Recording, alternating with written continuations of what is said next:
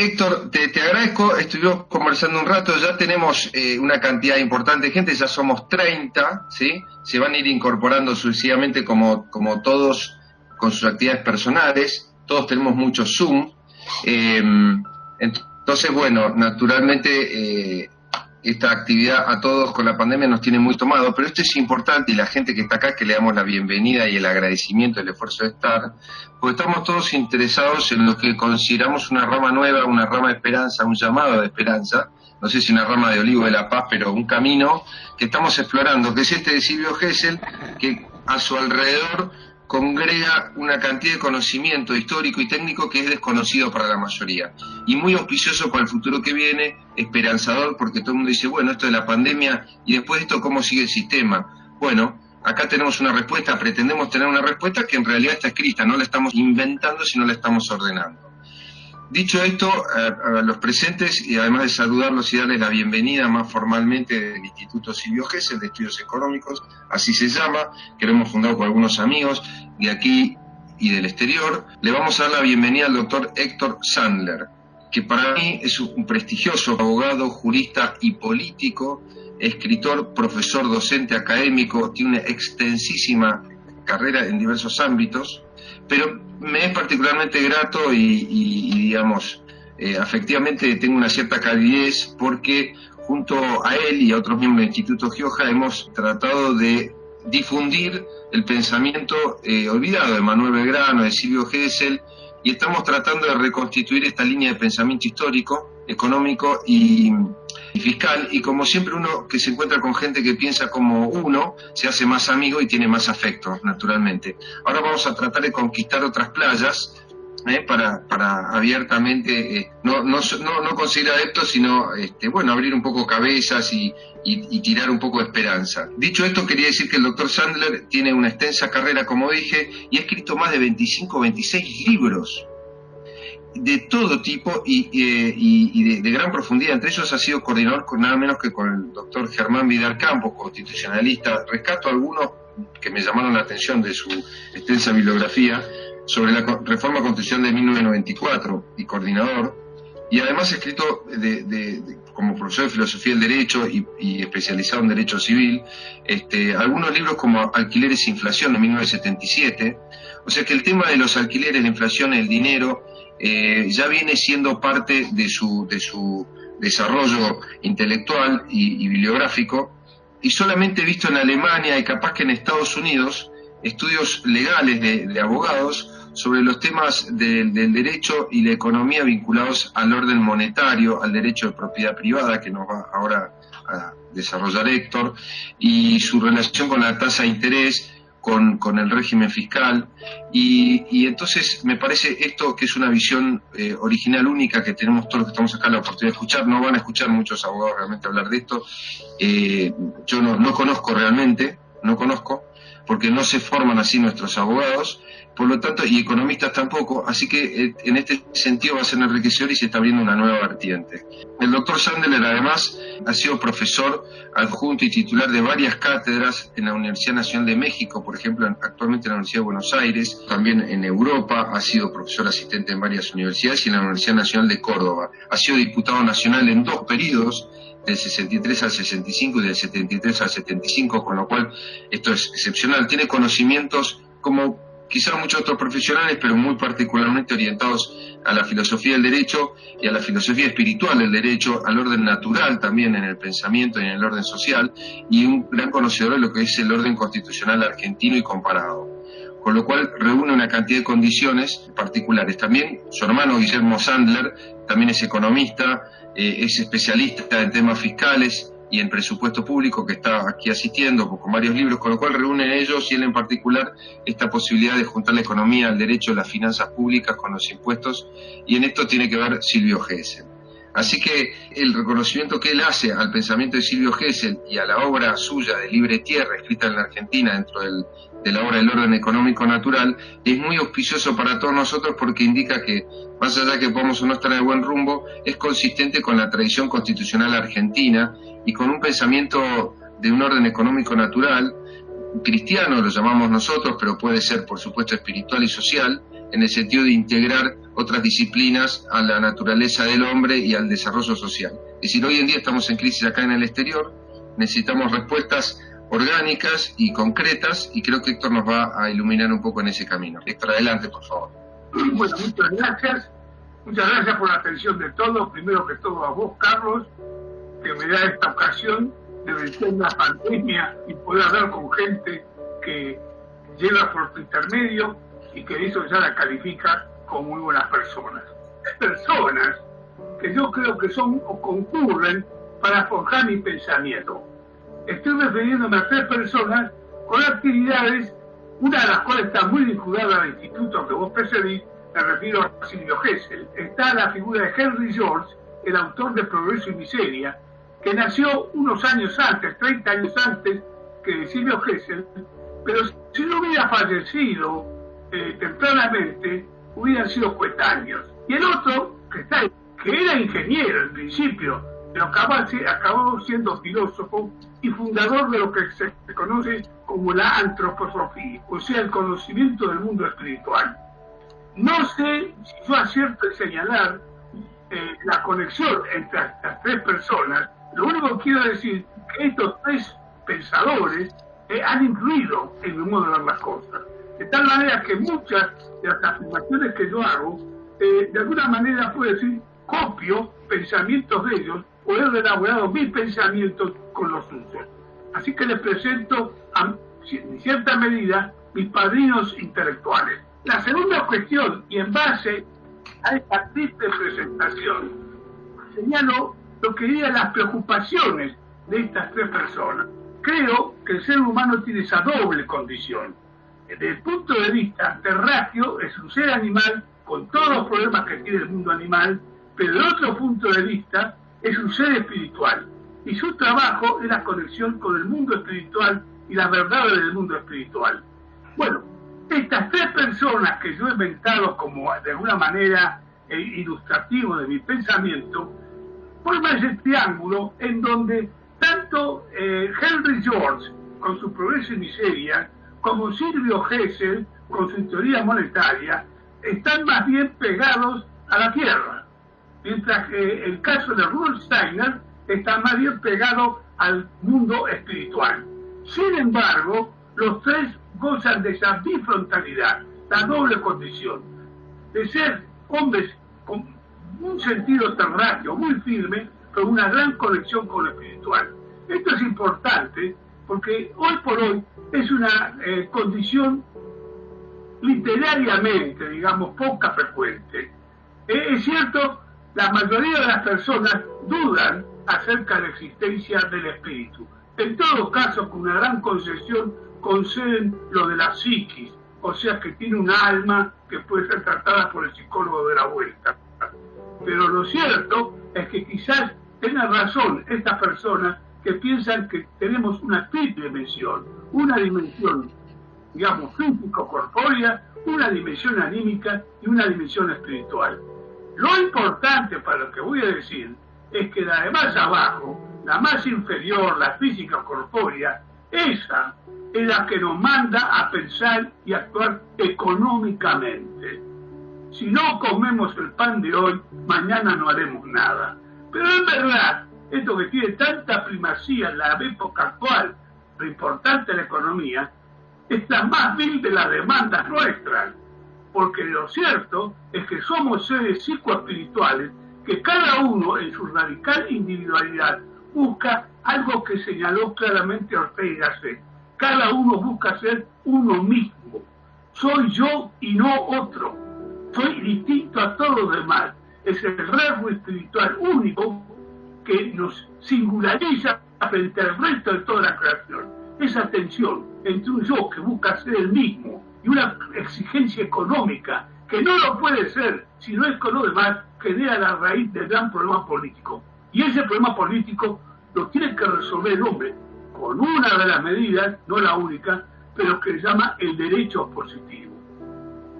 No lo tienen los animales, no lo tienen los ángeles, el derecho positivo, el derecho, las normas puestas por la fuerza para que sean cumplidas es un invento humano. Sin ella no puede ser.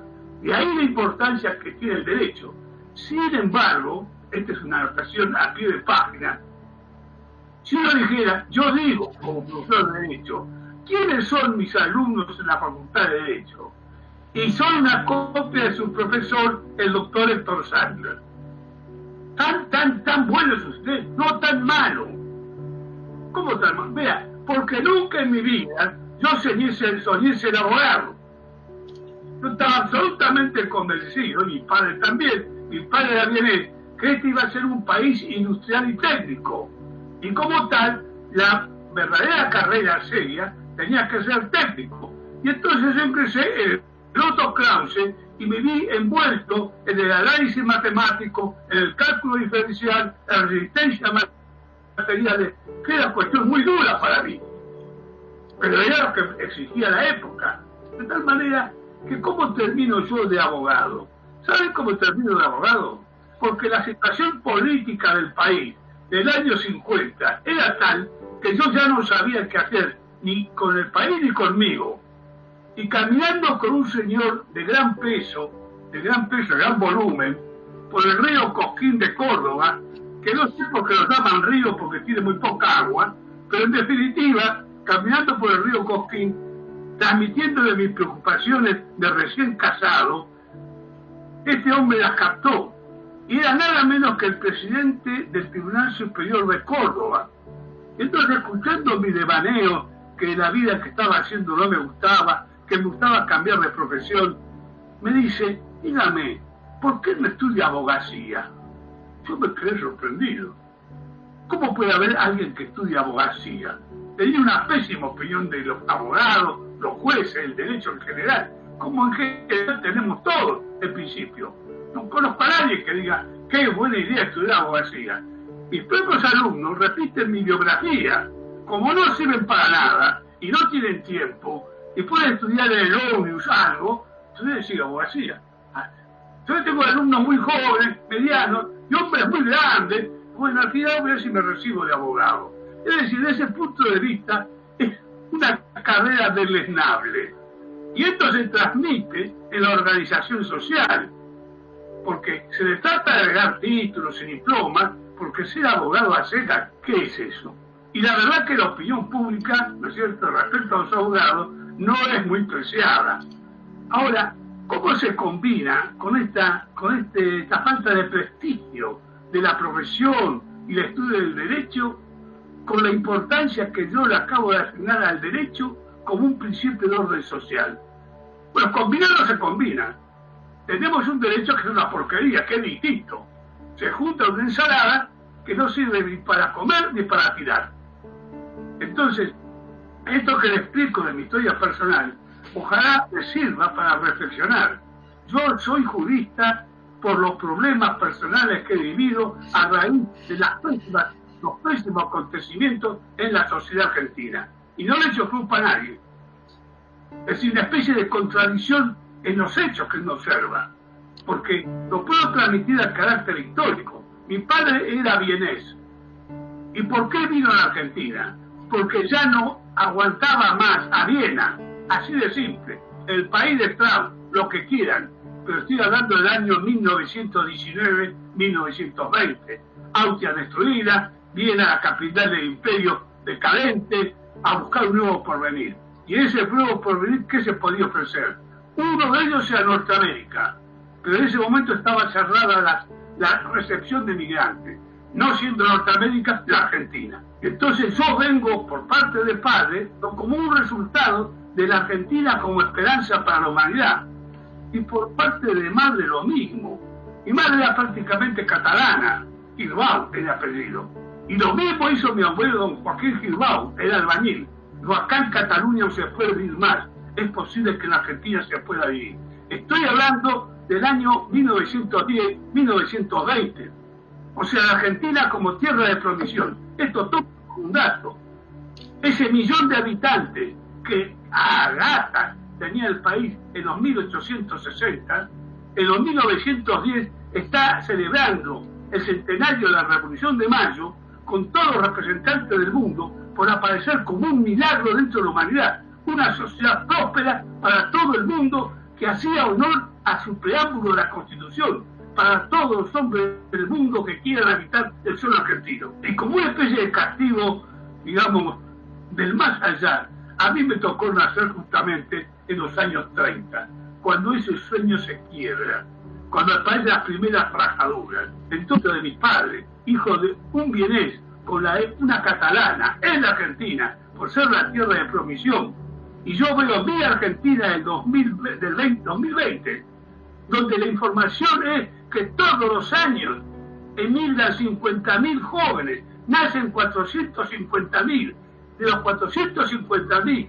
a los 20 años hay 50.000 que se van del país a buscar un destino donde realizarlo.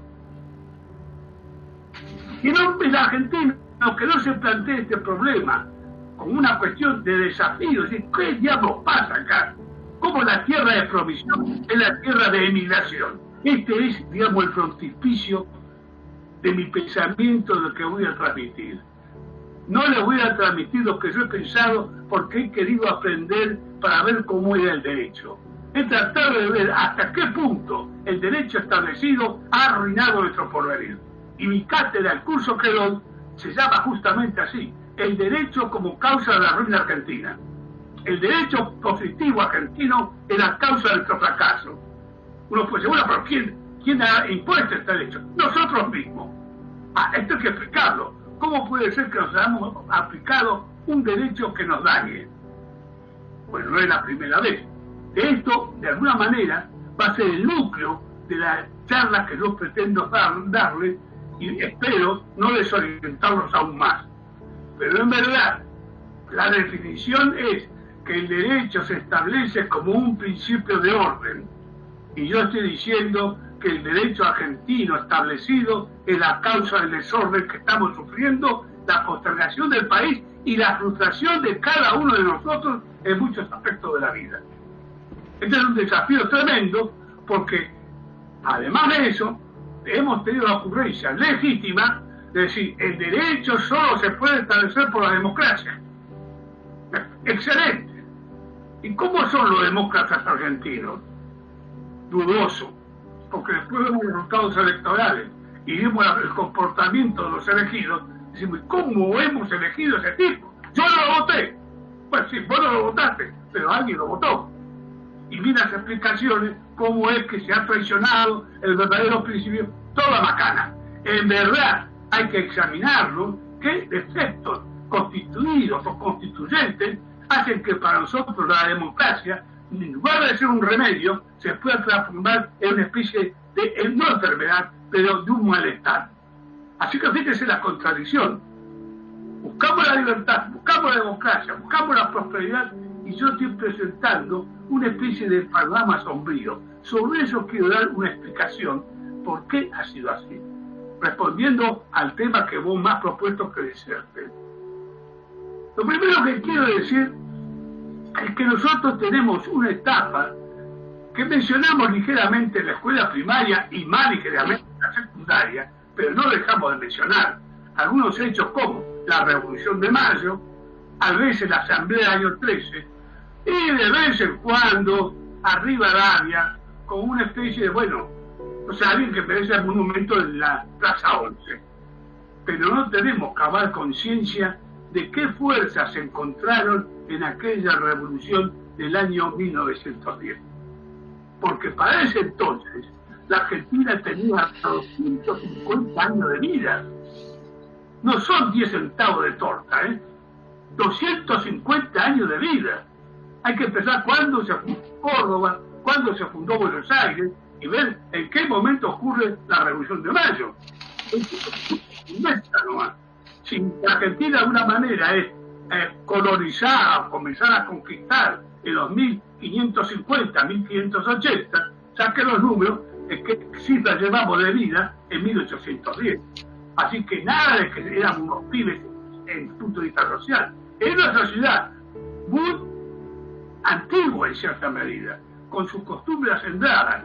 Dentro de esa sociedad, sin embargo, yo diría la más ridícula, perdónenme la expresión, pero estamos en la Argentina, la puedo decir, la más atorrante, era la ciudad de Buenos Aires. Se habían dos, funcionarios y contrabandistas, todos cumplidores de la ley. Era proverbial aquello de que el rey disponía algo y acá se decía, se acata pero no se cumple. Es decir, nuestro apego con la ley era muy relativo. No me refiero criticando, describiendo nada más.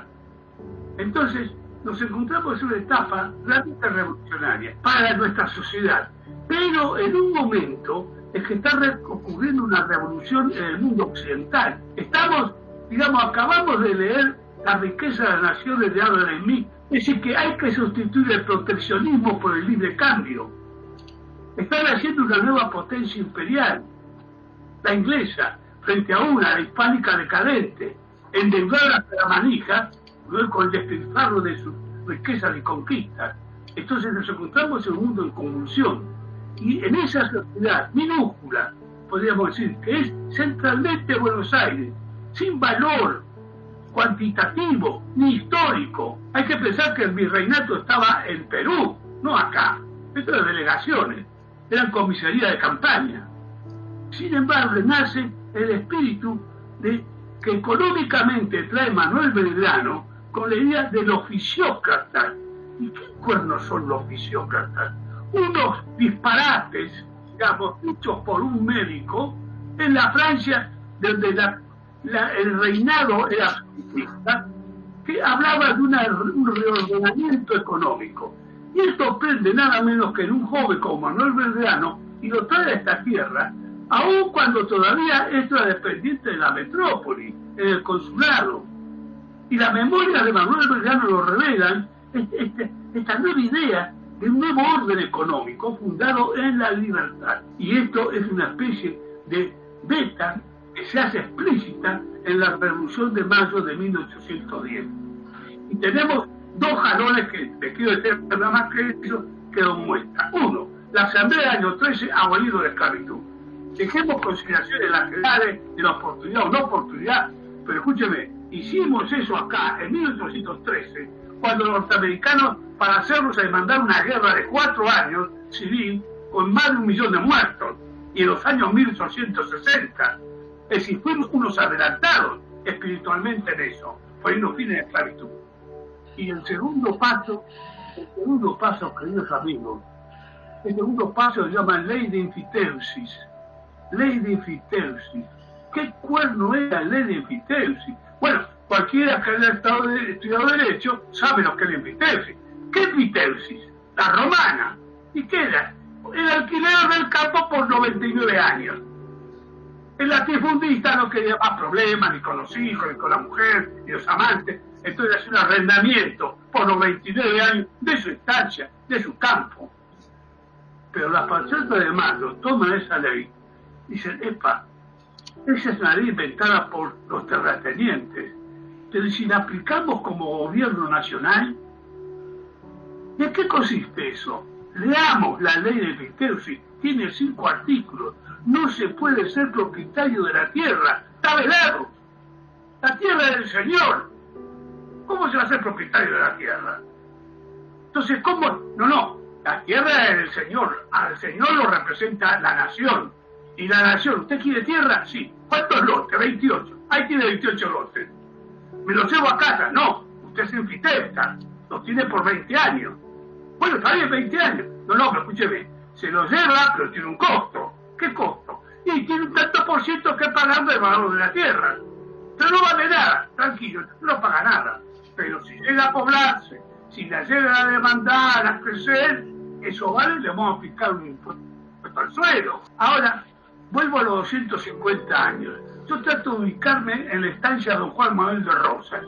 Hombre fino, elegante, buen mozo, dominador de la cabalgadura. Termina de domar un potro y llega a un chasque de Buenos Aires. Señor, ¿qué pasa? Los de Buenos Aires han dicho que no puede ser más propietario. ¿Cómo?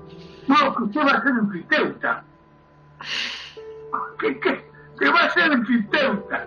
En verdad tampoco era propietario, era un tomador de tierra, pero de alguna manera, desde la época de los babilonios, el que tomaba la tierra era eso, era el dueño, era de su propiedad.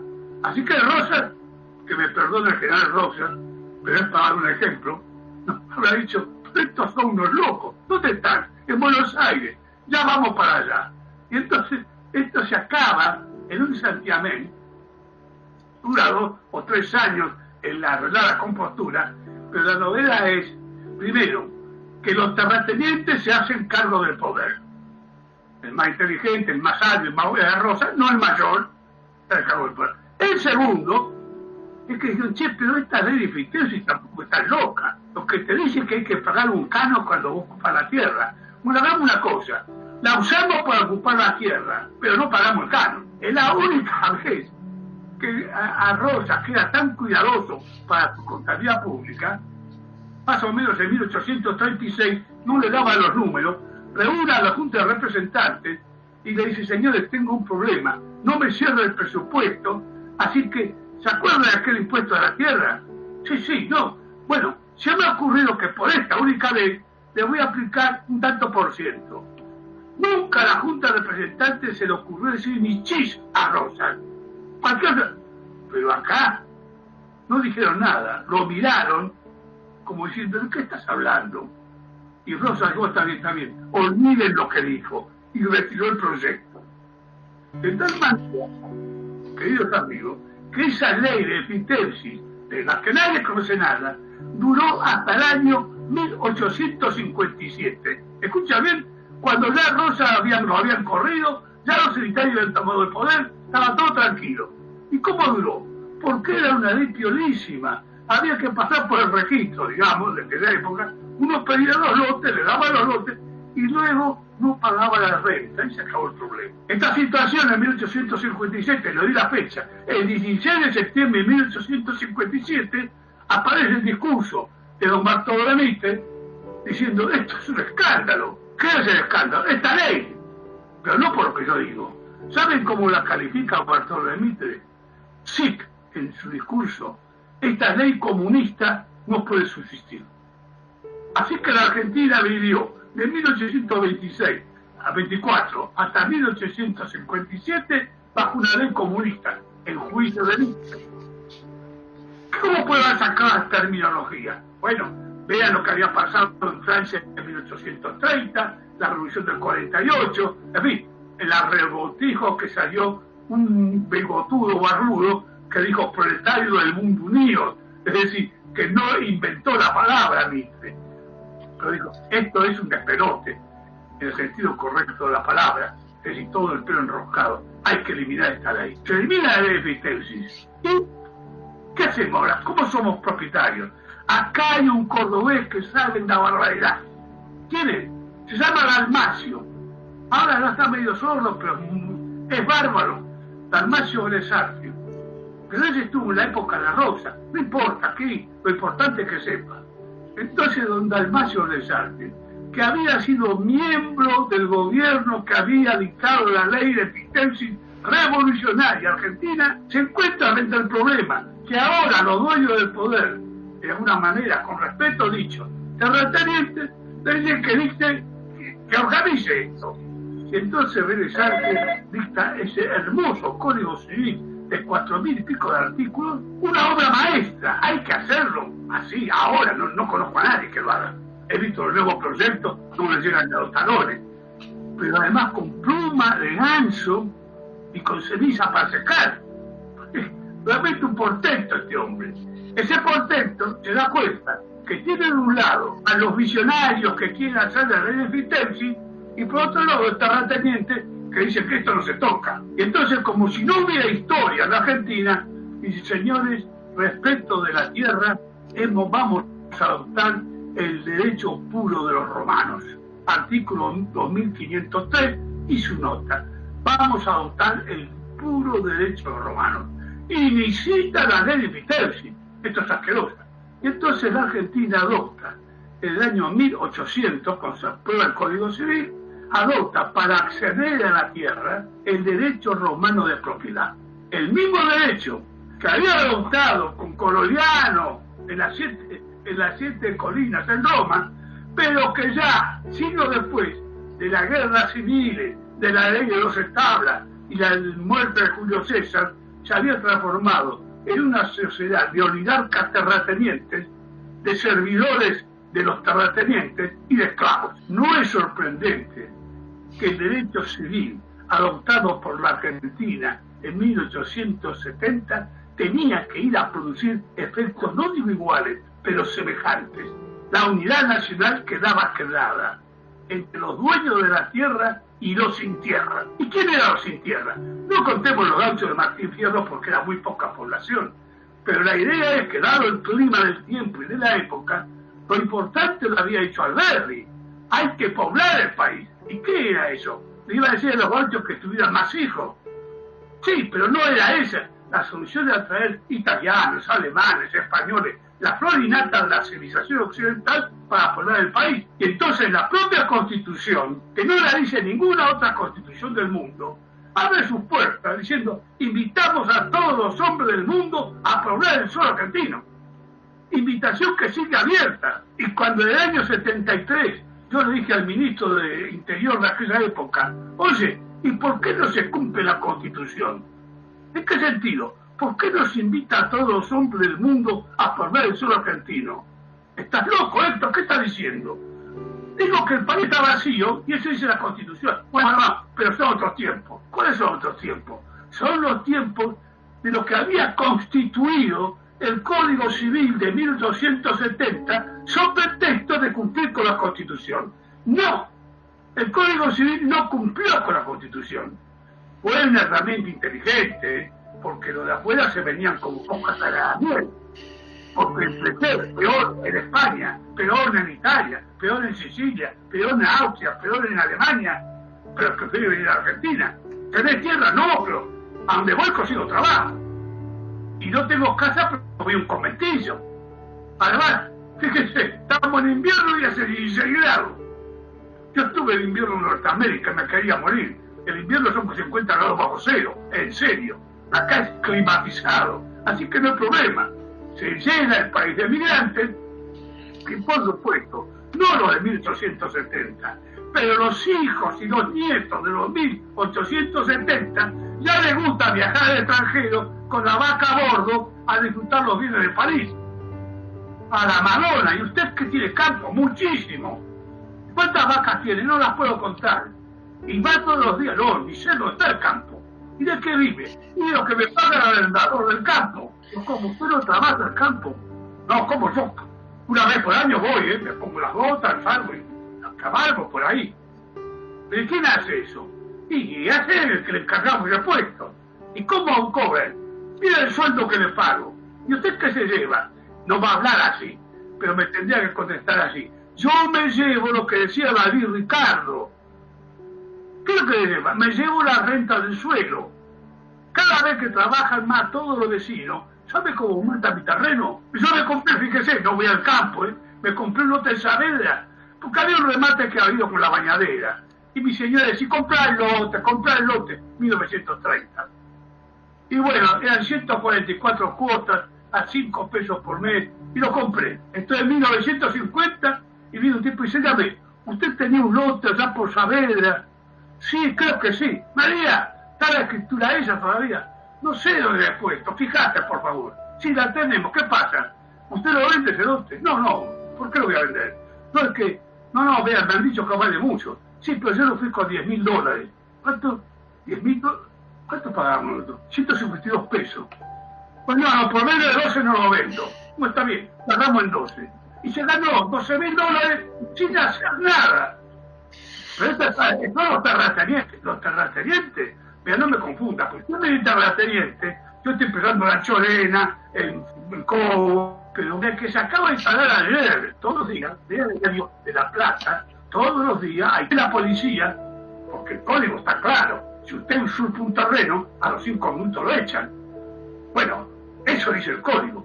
Y llegan los patrulleros allá para desalojarlo. Ahora está ocupado por 300 mujeres, generalmente mal vestidas, los chicos en los brazos, unos negros fieros detrás, no muchos. Y la policía dice: ¿y jefe qué hacemos? ¡Desalojemos!, dice el juez. Pero son todos estos. A ver, pues está bien, dígale que mañana tiene que irse de acá. Y si le dan una semana, jefe, bueno, una semana. Se venció la curva esa, y y tenemos una nueva villa. Entonces en este momento no es que hay cerca de 1.800 villas alrededor del Gran Buenos Aires. Bueno, esto es culpa del gobierno de Buenos Aires. Y en la capital federal, no, bueno, la capital federal no es así, no me cuente. ¿Qué era aquello de que vos vivís en los caños?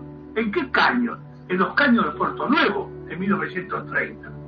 Y los conventillos, y hoy, ¿por qué no se revisan la mayoría de las pensiones en la Avenida de Mayo? Yo las he visitado. Son pensiones de 50, 60, 150 personas, donde rentan la pieza por día. Ni con toda la familia. Hace 4 años que viven ahí. Pero son cirujas. No, son empleados. Pero no les alcanza para pagar alquiler. En cambio, pagando todos los días el pesito, pueden vivir. Entonces, categoría mínima de propietarios de la tierra. Una categoría máxima de propietarios de la tierra por convivencia con su familia. Entonces el chico se casa, como Mario se casa así. ¿Y dónde va a vivir? Dijo que le podía hacer una casilla Tarzán en el techo. Bueno, pero por un tiempo nomás. Y bueno, Mario, el nuevo matrimonio, se instala en el techo con la casilla Tarzán. Pero hay cosas mejores. Entonces en 1950 se dicta, como este país es chico, tiene poco territorio, entonces dictaron la ley 13.550 de propiedad horizontal. Entonces vivimos como piojo en costura, todo apilado. Toda la población argentina, el 90% vive en ciudades, llamando a ciudad toda la población más de 2.000 habitantes. Yo he sumado a lo Mato Grosso. ¿Cuánto territorio ocupa el 90% de la población argentina? No llega a 10.000 kilómetros cuadrados. Escúchame lo que digo. No llega a 10.000 kilómetros cuadrados. Buenos Aires, con 204 kilómetros cuadrados, tiene 3 millones de habitantes. El Gran Buenos Aires, 2.000 kilómetros cuadrados, tiene 12 millones de habitantes. Y Rosario, y otro Rosario, y Córdoba, ¿verdad? Córdoba. Pues y los otros son todos empleados públicos en cada provincia. La de Formosa, La Rioja, Catamarca, el Chubut. ¿Qué ha sucedido? Y bueno, si no hay tierra y no se puede pagar, la gente se aglutina en las casas. Pero ¿cómo sobrevive? Aquí tenemos que dar un salto, por el lado del derecho. Hemos arrancado con el derecho romano de propiedad que lleva a esto.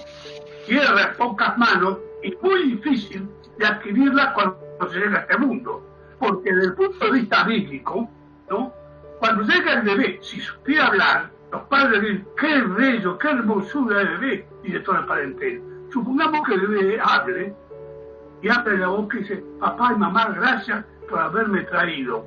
¿Qué lote de tierra me corresponde en este país? Yo no he escuchado nunca esa pregunta ni la escucharé, pero estoy seguro que la respuesta sería la mayoría. Nene, recién llegás y querés un lote. Nosotros hace 20 años estamos trabajando y todavía no lo tenemos. Que si los argentinos no tienen acceso a la tierra, mienten, porque el Código Civil dice que sí, y es verdad, pero para poder acceder a la tierra hay que pagar un precio, y todos los argentinos dicen, ilógico. ¿Pero cómo? Entonces ustedes tratan la tierra como mercadería. ¿Por qué no vuelven un poco al Viejo Testamento? Imagínense, Jehová muy serio, Adán y Eva los he visto, así que ya se acabó esta comodidad. Ahora de aquí en más, a ir a la tierra. Y ganarán el pan con el sudor de vuestra frente. Sí, Padre. Llegan a la tierra, al paraíso, y dicen, ¿dónde está la inmobiliaria para pedir un terreno? Esa parte no la encuentro en la Biblia. Así que, sin embargo, la Argentina sí, se nace con la idea que, bueno, en su momento, en la inmobiliaria considera un terreno. Efecto del Código Civil. Vivir de los derechos de la exportación. Es decir, un pequeño impuesto interno. Y se llamó Ley Impuesta a los Réditos. Pero eso sí, como decía el proyecto, y fue fundado solo por 3 años como excepción, porque iba contra los principios políticos y económicos de la Constitución argentina. El debate duró más de una semana. Solamente Enrique Dickmann, el socialista, defendió a carta cabal el libre comercio frente a esta ley que castigaba al trabajo y a la inversión. Pero un voto o 2 votos contra la mayoría conservadora, terrateniente, no prosperó y la ley se aprobó. 3 años después, yo fui diputado y me imagino la escena. 3 años después habrá aparecido el director de Presupuesto y Hacienda de la comisión diciendo, Juan,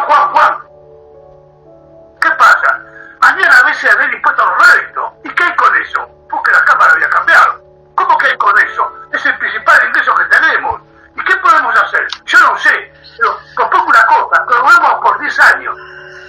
Y esa decisión que para aprobarla por 3 años duró más de una semana, para prorrogarla por 10 años a su vencimiento duró 24 horas. Se propuso, se levantó la mano y se aprobó. Así que pasamos del 33 al 44. Y en el 44 había cambiado la carroza. En el 44 tenía un grupo de militares que tenían otra idea. Tenían la idea, qué bien que le va a Alemania con el nazismo, qué bien le va a Italia con el fascismo. Acá hay que ir al nacionalismo. Y entonces del 43 a 1946, en 3 años, este grupo pequeño de militares y civiles que lo acompañan dictan la pionera de 16.000 decretos leyes modificando el orden económico argentino. Escuchen bien, jóvenes, 16.000 decretos leyes en 3 años para transformar a la economía de mercado muy defectuosa en una economía de dirección central por cargo del Estado. Entonces en 1946 se le entrega a uno de ellos, el coronel Perón, la presidencia de la Nación con 22 votos, ¿no es cierto?, que pone en marcha esa nueva legislación. ¿Bajo qué nombre? Primer plan quinquenal. Ahora, bueno, ¿y quién va a trabajar? ¿Y qué va a trabajar? Vamos a confiscar todas las empresas privadas que pasan a ser del Estado. Entonces la idea de la planificación económica entra pero como el dedo del agua. ¿Pero qué dijo la gente? Este es otro capítulo. La gente estaba muy adormecida, castigada. La vida de los años 30 era muy dura, ya lo acabo de explicar. Y el gobierno en julio de 1943 dictó un decreto que nadie se acuerda. 2 decretos. El que importa es el urbano. Dictó un decreto por el cual se congelaban todos los alquileres sin edil. Y encima se rebajaba el monto pactado en un 10%. La décima parte. Y ellos inquilinos no podían ser desalojados. ¿Cómo no entender que el 80% de la clase trabajadora y media argentina el 17 de octubre estaba en la Plaza de Mayo? Mi padre, que tenía un taller, lo pudo mantener porque clavó al dueño del taller, un tal Richter de apellido, otro alemán, no lo clavó, se ajustó el alquiler. Entonces, cuando llegó este decreto, pagaba 100 pesos de alquiler. Por el decreto pasó a pagar 90. Bajó el alquiler. Pero además el otro no le podía ni chistar. Y mi padre quedó ahí hasta el año 76, en donde llegó Gordo, Brasil Cambio, y esto le terminó por una moneda comprando el terreno al viejo propietario que ya estaba hasta el gorro de tenerlo a mi padre como inquilino hacia 20 y pico de años. Así que ese modesto decreto ley, una purga, y sí, pero ¿saben cómo es?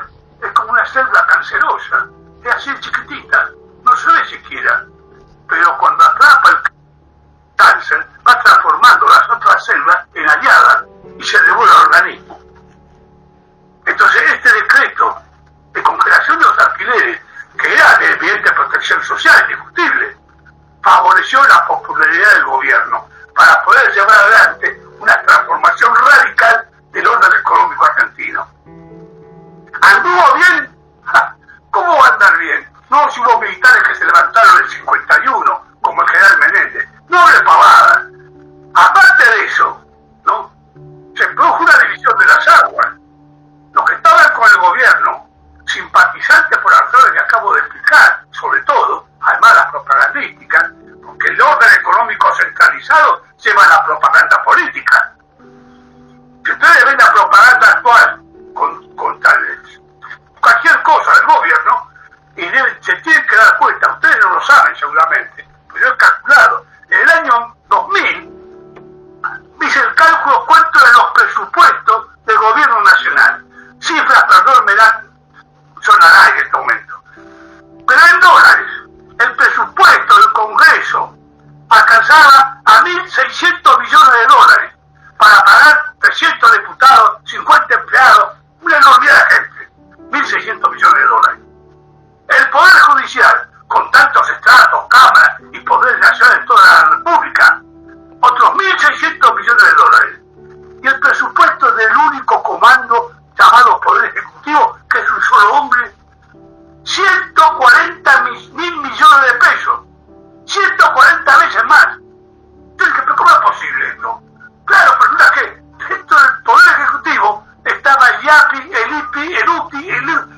cualquier organización que nacía buscaba el amparo del Poder Ejecutivo.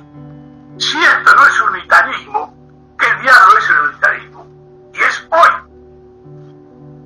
Entonces, ¿qué sorprenderse que el Poder Legislativo en la Argentina no corta ni pincha? Mejor dicho, es el que cumple órdenes que da el Poder Ejecutivo. Hay gente que se opone, y por supuesto. Yo cuando fui diputado me opuse a todas las leyes. ¿Sabe cómo fue el resultado? Salí electo diputado con 40.000 votos en Córdoba, porque había puesto la ley proporcional. Como me había opuesto tanto a lo que yo creí que era cierto, no tenía duda que la segunda elección me la iba a barrer. Saqué 22.000 votos. Y en la tercera elección, en el 76, fui con una ayuda que me prestó un pedazo de mi partido de Corrientes. Una trampa política. ¿Qué conclusión saco? Todas las verdades que yo dije, que creo que eran verdades, ya no penetraban en el corazón y el oído de los argentinos. Solo una cosa muy seria. Está hablando de que realmente se produce lo que un sociólogo inglés llama algo así como la caída en la tontería social. Entonces en Argentina, cuando llegamos, por ejemplo, a la reforma de 1994, se tratan, pero se modifica a Dios y María Santísima. Se crea el ministerio, defensores públicos, extraordinario, todos remedios políticos. ¿Hubo alguna modificación económica? Ninguna. Al contrario, se siguió la misma línea. Y hoy la Argentina es sexualmente bifronte en materia política. Cada uno en lo público es favorable a la planificación de la economía. En lo privado, mira para el costado y tiene doble libreta. Es decir, tiene la contabilidad que manda la ley y la libreta negra que es la que dice la verdad. Entonces esto es muy grave lo que estoy diciendo, porque está haciendo afectada el alma argentina. Los argentinos no pueden encontrar una solución a sus problemas de orden porque en sí mismos están afectados por el orden que se estableció. Es el peor problema que tenemos, al cual yo francamente no le veo solución inmediata. Seguramente que Belgrano también en las vísperas de la Revolución de Mayo no veía ninguna solución. Presentaba proyectos y no podían caminar. El rayo jupiteriano de la Revolución de Mayo fue la posibilidad. ¿Es necesario que eso ocurra? No es necesario, pero es posible. Ahora tenemos una zona peligrosa. ¿Cuál es?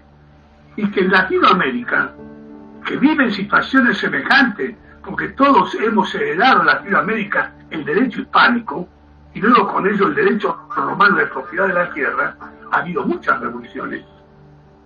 Pero la mayoría, si no todas, han caído en sistemas autoritarios. Es muy difícil entrar a las trompadas y establecer un sistema democrático. Esto lo digo como una reflexión personal a los amigos que me escuchan. Uno está tentado a decir, bueno, esto hay que barrerlo de un plumazo y empezar de nuevo. La vida no es así. Lamentablemente no es así. Entonces plantea un problema de solución que yo no quiero incursionar, pero que es muy serio. Pero al menos, frente a este problema tan serio, ya convendría hacer una etiología de esta raíz del mal. Para hacerla sintética y en términos económicos, ya vea, la raíz del mal, económicamente hablando, es pensar que la renta de la tierra tiene que ir a bolsillos privados. El impuesto a la renta presunta es de parecido lenguaje al que yo estoy diciendo, pero es una cosa distinta.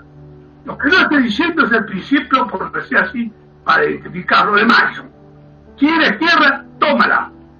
Pero la renta de la tierra es para el Estado. ¿En qué cantidad? En la cantidad que las elecciones democráticas lo digan. Si ustedes no quieren hacer nada, mínima. Ahora, si ustedes quieren hacer riques, caminos, montar aeropuertos, y por supuesto tendrán que pagar el máximo que puedan. Esto es flexible. Lo que no debe ser flexible es que el valor de la tierra quede en manos privadas, que hizo de la tierra el mejor negocio sobre la tierra. No estoy inventando la palabra, era el eslogan de una inmobiliaria de esta ciudad muy famosa. Yo la visité y me sorprendió ver que este hombre de bien, tenía una banda heráldica roja y en letra dorada decía: el mejor negocio de la tierra es la tierra. Era cristiano, iba siempre a misa. Digo, este es un hereje, no se da cuenta. ¿Cómo le dice a Dios que el mejor negocio de la tierra es lo que es de Dios? Pero estaba en el alma argentina y se ha instalado. Entonces, perdóname un poco esta alargada disertación, que dicho sea de paso, no sé si me he ido por las ramas o he dicho lo que quería decir. Tiene muy poco que ver con lo que había preparado. Lo había preparado una especie de explicación técnica, pero me ha salido del corazón presentarle más bien como resultado de una experiencia personal, mi fracaso, pero la visualización convincente de que si la renta del suelo no va al fondo público, no hay más remedio que aplicar impuestos. ¿Y cuál es la ley del impuesto? La ley de los impuestos es esta: trabaja y serás castigado, produce y serás sancionado. Ni se te ocurra consumir, consume y serás castigado también. Entonces la Argentina quiere avanzar con una ley interna que dice: producir, consumir y trabajar es un castigo. Es cosa de loco. Es cosa de loco.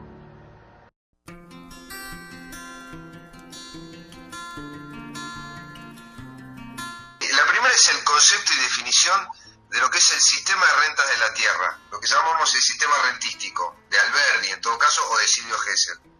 Bueno, dando la autoría consiste en distinguir entre las cosas físicas, la mala nota del terreno, y lo que el terreno vale.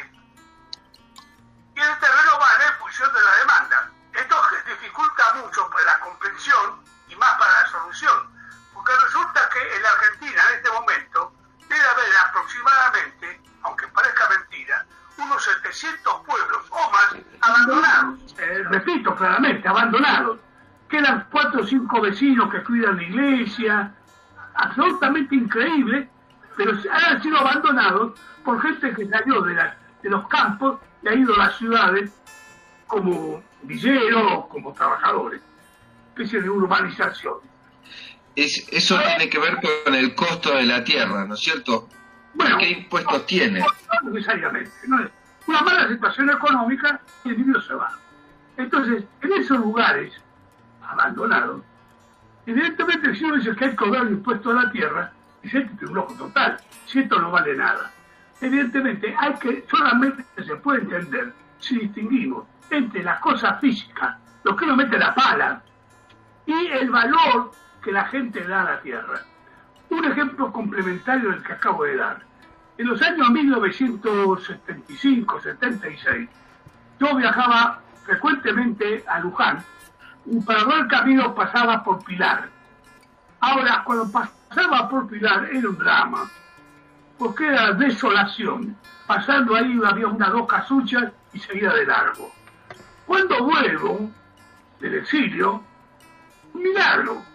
Hay gente que dice: tengo un lote en Pilar, pero no cualquiera la tiene. Es decir, el fenómeno inverso.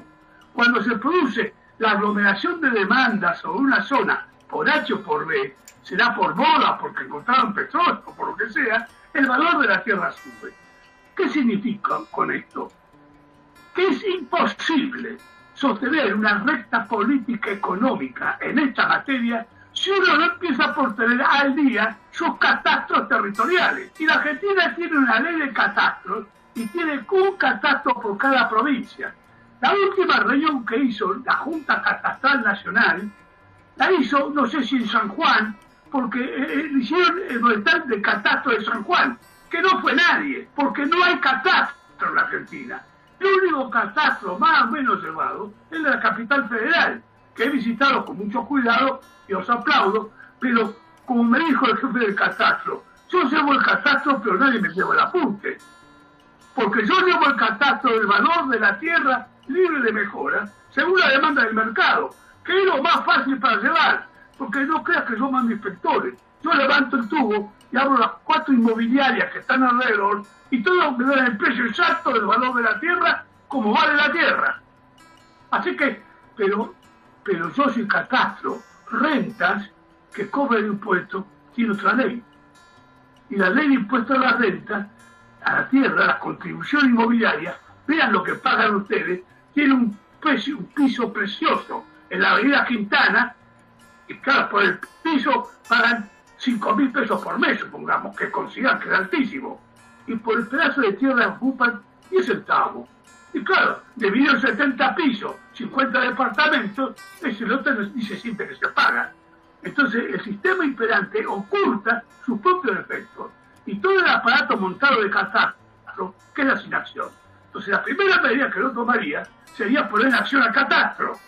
Es tan idiota como decir, si compro una empresa, lo primero que hago es hacer el inventario que compré. Entonces, si no hay una solución catastral, el camino queda bloqueado.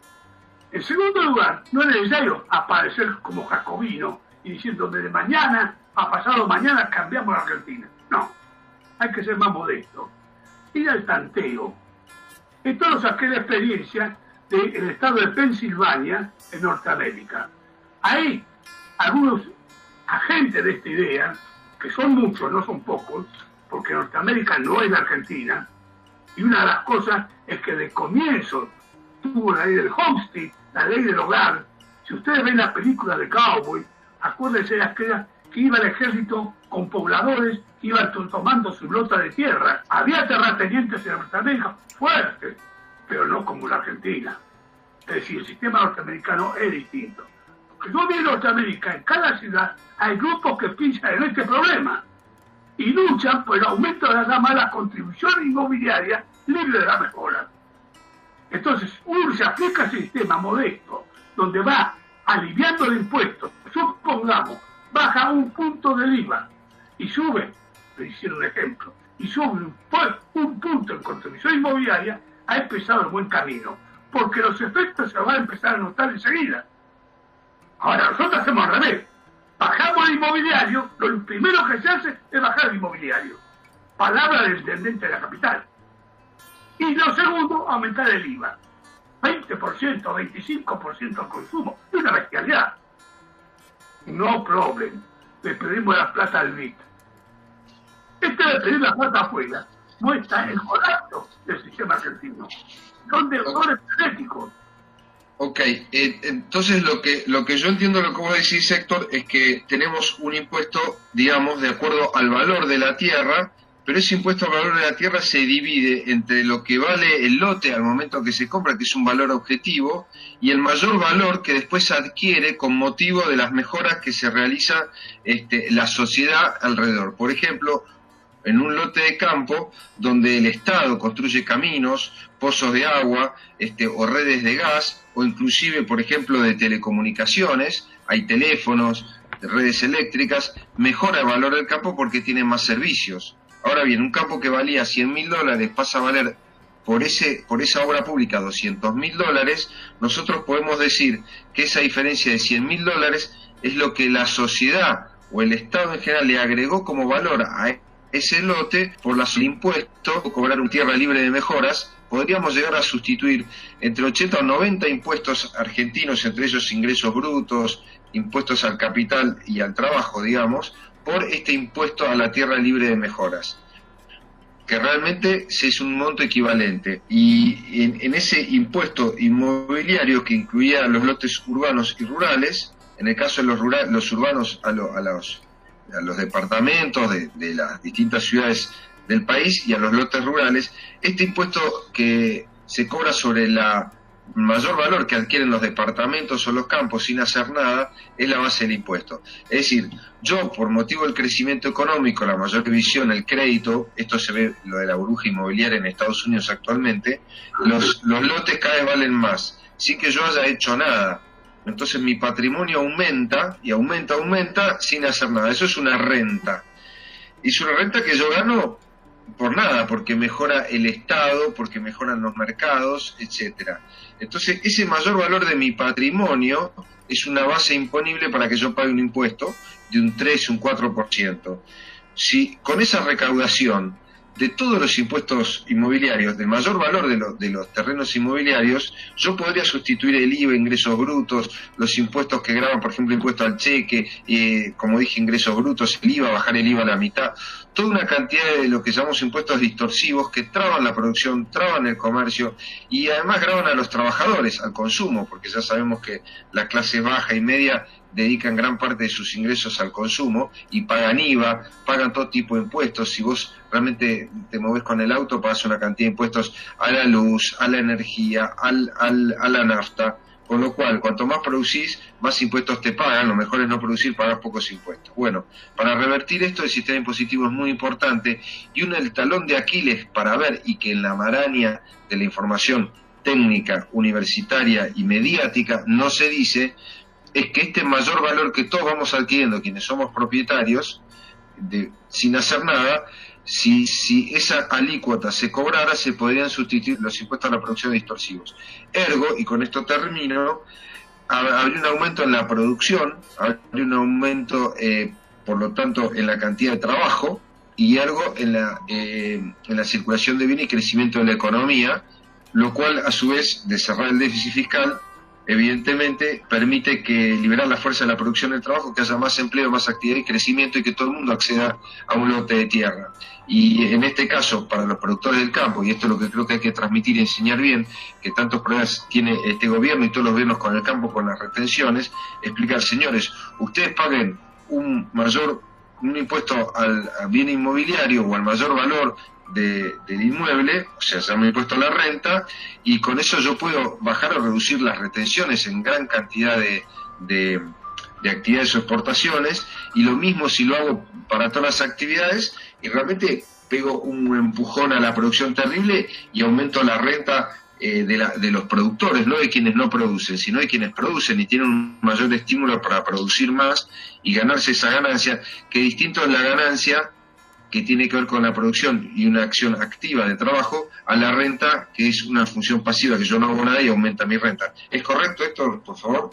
Sí, evidentemente no tengo nada que objetar, y me molesta tener que objetar con la idea de mejorar algo, pero no pondré un poco el acento en lo siguiente para que lo pienses.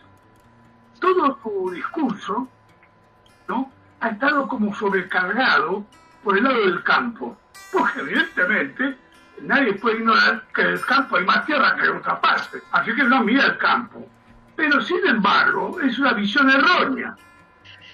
Tierra hay más en el campo, valor de la tierra hay más en la ciudad. En realidad habría que decirle, al menos en un diálogo teórico, ¿no?, a la gente del campo, no se preocupen, a ustedes no lo voy a tocar, porque la renta está acumulada en las ciudades. Es decir, no quiero decir que se van a hacer así, pero tendría que empezar por la capital federal y por los barrios más ricos en renta de tierra y seguir por cada una de las ciudades, porque ahí está el tesoro de los nivelungos. El error teórico consiste en empezar en la renta del campo, que existe, pero es infinitamente pequeña, el crecimiento del valor de la tierra en el campo. Empieza a valer en la Argentina, entonces uno va a jorobar la paciencia con los tipos del campo donde tienen monedas comparativamente. Todos conocen más o menos, pero no en detalle, pero ciencia, de que en un momento determinado, cuando Alemania perdió la guerra, fue dividida en 4 regiones. Una región salieron los comunistas, a Rusia, otra región a los ingleses, otra región a los franceses y una región a los americanos. Los tres, los rusos, los ingleses y los franceses, con distinto grado, siguieron con su idea nacional socialista, con otro nombre, de mantener todo el sistema tal cual. Únicamente en la región norteamericana, en parte porque el general que estaba ahí entendía poco negocio, y los grupos que hablaron con él, como Adenauer, Erhard, algún tipo de... tenemos una idea nueva. ¿Cuál es? Mercado. Y en el término de 4 años, esta región de Renania se transformó en el capital de la Revolución Europea. Sí, estamos de acuerdo que uno hace una reforma impositiva en función de un plan económico, que a la Argentina le ha costado tener o no tiene. Un orden económico, sí, está claro. Y en función de eso, uno dispone de un orden impositivo. Yo sí, en lo personal, te pediría, mientras alguno más escribe alguna pregunta, es si nos podés técnicamente definir, que esto me interesa personalmente y que los demás escuchen, cómo definía el Código Civil de Alberdi, el proyecto del Código Civil de Alberdi, el sistema de rentas a la tierra, y cómo lo definía Vélez, ¿no? Si es que había una diferencia entre la concepción del derecho de propiedad, que quizás el de Vélez era más absoluto que en el de Alberdi, o si es que había una diferencia al respecto. Bueno, me permito hacer una aclaración. No hubo nunca un proyecto de Alberdi. El único proyecto que hubo fue el de Blesate. Blesate demanda el primer libro a Alberdi, y sí, Alberdi con el primer libro, de alguna manera, le contesta diciendo que es muy interesante, pero lamentablemente no sirve para la República Argentina, porque el proyecto que está redactando Vélez Arfield es un proyecto de la repetición del derecho romano de propiedad con su monarquía, aristocracia, etcétera. Alberdi sostiene fundamentalmente, a tono de la época, es que es indispensable apelar a una economía de mercado, que el gobierno no tiene que establecer órdenes económicos, tiene que poner las bases para que los particulares planifiquen, según datos de mercado, su actividad económica. Está en la línea, digamos, del liberalismo imperante de moda en ese momento. La vinculación de Alberdi con Esteban Echeverría es importante, pero Alberdi no dice exactamente lo mismo que Esteban Echeverría, porque sí, Esteban Echeverría, más directo continuador de la ley de Infiteusis, él reclama el impuesto a la tierra, lo llama la contribución inmobiliaria, donde Alberdi, quizás por diferencia de edad, de tiempo o de oportunidad, no quiere abarcar todos los tiempos al revés, y lo que dice es que este proyecto de Vélez Arfield no sirve a los preceptos de la Constitución argentina, lo cual era la verdad. Ahora, el que decía la verdad vivió 50 años de embajador en el exterior. ¿En qué aspectos no servía la Constitución argentina? ¿En qué aspectos Alberdi criticaba a Vélez, al Código Civil? Y lo criticaba exactamente por lo que estamos hablando, porque Vélez, que es la reproducción, porque en palabras del propio Vélez, nos informamos del puro derecho romano de propiedad. Y la Revolución de Mayo se hizo contra ese tipo de derecho. Está bien. Esteban Echeverría defendía el sistema de la contribución inmobiliaria, de la contribución de la tierra, que se llama contribución de rentas de la tierra, que es el de Silvio Gesell, el de Henry George, pero Alberdi lo sostiene también. ¿A quién? A ese concepto de contribución inmobiliaria. ¿Vos decís que se diferencia? No encontré ninguna diferencia. Es decir, no fue un tópico tocado con una especificidad que lo tocamos ahora. Lo que ahí importaba, y el clima del tiempo, digamos, la hora, era el libre comercio. Y todas las medidas necesarias para facilitar ese libre comercio. Este era el fiat lux que iluminaba las decisiones. Y el Código Civil, eso sí, veía Alberdi, al final iba a cerrar lo necesario para el libre comercio interno y externo, porque el Código Civil transformó a la Argentina en un país fabricador de granos. Este es el fin de la nación. Una gran fábrica de granos para el mundo. Bueno, correcto. Está bien. ¿Vos nos podrías decir algo en relación a los sistemas, no sé si actualizados? Yo tenía entendido que en el sistema rentístico hay un proyecto y una obra conocida de Alberdi que se llama el Sistema Rentístico y Económico de la Constitución Argentina, que es de 1854, en donde él describe un sistema rentístico con este concepto del derecho de la tierra, derecho de propiedad, distinto al absoluto que propuso Vélez Arfield. Sí, ahora, esto es así. No especificado en los términos que lo estamos haciendo ahora. En el caso de los farmers de Estados Unidos y Canadá y de Australia y Nueva Zelanda actualmente, ¿y cuál sería la diferencia que tiene ese régimen de ellos con el nuestro actualmente? Si lo puedes identificar, más o menos explicarnos. Clásica es que ninguno de ellos tiene como antecedente el derecho romano. Pensemos de que todos esos países anglosajones tienen como fuente de derecho el common law, no el derecho romano. Nosotros hemos tomado el derecho romano del derecho, ellos no. De tal manera que encontrar una diferencia entre ellos y nosotros, desde ese punto de vista, es un error. En segundo lugar, al adoptar como principio, este sistema que lo que anda bien funciona, y si funciona anda bien, si entra en demasiadas disquisiciones, da una versatilidad muy notable en los países sajones.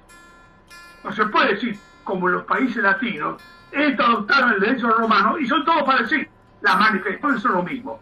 En cambio, no es así en el caso norteamericano, ni en el caso dinamarqués, ni en el caso noruego. Es decir, difieren porque los principios no son el derecho romano. Los principios son cómo pueden funcionar las cosas. Entonces, una primera observación. La segunda es que es un error muy grueso hablar de la gente se llama los Estados Unidos. Los que no nos hacemos cargo, lo que ese nombre significa. También la República Argentina se podría llamar las Provincias Unidas, pero no son los Estados Unidos. Son departamentos del gobierno nacional. Eso no es Estados Unidos. Yo te pregunto sinceramente, con todo respeto, ¿cuántas entrevistas vos conocés del gobernador de California o el presidente norteamericano? Si es que el gobernador de California quiere decir de que los estados federales de los Estados Unidos son estados federales. No son quizás en toda la medida, en todos los rubros, lo podría esperar. Hay avances del poder central, sobre todo en cuestión de la moneda y en cuestión de impuestos ocasionales, que desvirtúa el federalismo. Pero es un cuerpo distinto. A ver, Guillermo, ¿querés hacer una pregunta vos? ¿O comentar algo? Sí. ¿Puedo hablar? Sí, por favor, adelante. Perfecto, Héctor, pero yo creo que habría que hacer un hincapié en cómo se produjo la corrupción del derecho. Porque entonces yo normalmente lo llamo el derecho cristiano, porque es el derecho bíblico y es el derecho que reclama Jesús, que se vuelva a instalar en el pueblo de judío que había sido invadido por los romanos y habían metido su derecho. Por eso lo expliqué en la charla anterior. El pueblo judío había vuelto a ser esclavo, como son esclavos ahora los argentinos. Brevemente, ¿no se pudiese explicar en 2 minutos para quienes no estuvieron en esa charla en qué consiste el derecho de propiedad sobre la tierra judío o cristiano antiguo? Bueno, el derecho que está hablando Héctor, que lo dice en el Levítico, es la base de la Revolución de Mayo. Esta tierra es de los argentinos. Tomen toda la que quieran, deben pagar por ella, y eso es el origen de los fondos públicos, la renta de la tierra. Y acá fue reemplazado por el derecho romano. Y el derecho romano dice, esa renta queda en bolsillo de los terratenientes que van a ser ricos sin trabajar. Y muy bien Héctor Sandler en su inicio de la charla, porque demostrando el desastre que es el derecho en Argentina. Por eso el blog nuestro se llama el relativismo jurídico. Acá cualquier pone la ley y hace con la ley es cualquier cosa. Y la ley está en manos de los poderosos para someter a los trabajadores. Y entonces, ¿cómo se produjo esa corrupción en el derecho argentino? Y bueno, tiene varios pasos, ¿no? Uno es el cambio de la escolástica salmantina por la napoleónica, o sea, la cristiana por la romana, en 1828, y van dando pasos. Y lo segundo es la nacionalización de las universidades, donde todo esto se filtra, se omite, y esto que debería ser la base de la argentinidad, la charla que dio Héctor Sandler, absolutamente desconocida, ¿dónde? En las universidades. Y esto es el derecho argentino. Sí, correcto. Te agradezco, Guillermo. ¿Querés hacer algún comentario más sobre algún sistema de imposición o la posibilidad que hay en otros países? Si miras brevemente, así le doy el micrófono a otro, pero vos hablaste una vez de... Es absolutamente sorprendente cómo no se revisan y se hace una economía comparada, o un sistema tributario comparado en nuestras universidades. ¿Y sabes por qué no se hace? Porque están dominados por el caucus de terratenientes, como pasó en las universidades del este de los Estados Unidos, bien denunciado por Fred Harrison, por Fred Harrison, y que echaron a todos los economistas clásicos, todo esto que decían economía neoclásica, que es la base del derecho romano. Entonces estamos sostenidos en base de la manera que está colapsando, igual que el Imperio Romano, con una parálisis intelectual fenomenal, porque nuestros intelectuales son guías ciegos, que están fijándose en la letra de la ley y violan el corazón mismo de la ley. Entonces esto es un desastre total, ¿entendés? Correcto, eso es así, y ya vemos que en varios aspectos políticos, en el manejo de la deuda externa, finanzas públicas, en el gasto, por eso es difícil agarrar una rama de la política económica como es la política de ingresos, que se llama impositiva o impuestos, digamos fiscales, ingresos fiscales, sin conexión con el resto, ¿no? Porque ahí es un desorden general, me queda muy claro, pero es importante para nosotros entender también de dónde venimos para saber a dónde vamos, es decir, como identidad nacional americana, Revolución de Mayo, estos próceres que no han sido conocidos. El caso de Silvio Gesell, que nos reúne, es uno, pero ya hablamos de Juan Bautista Alberdi, de la Revolución de Mayo original, Moreno y Belgrano y otros. Por eso lo que buscamos rescatar eso para restablecer el orden jurídico original, pero también un orden económico, entre el que está, por supuesto, el tema de la usura y el sistema monetario en general. Es decir, hay un desequilibrio en general. Pero bueno, por eso en el aspecto impositivo nos interesa conocer qué tenían en mente los constitucionalistas, ¿no es cierto?, y los fundadores de la patria originales, ¿no? Para traerlo al día de la fecha, si podemos actualizar un poco. Si querés hacer algún comentario, Guillermo, sobre eso, y me interesaría que nos cuentes si sabés cómo es esto, por ejemplo, en Australia, que siempre tenemos ese... No, acaba de fallecer mi amigo Armando Rivas, y él decía que la corrupción de todo este derecho y la economía la produjo el nacionalismo católico.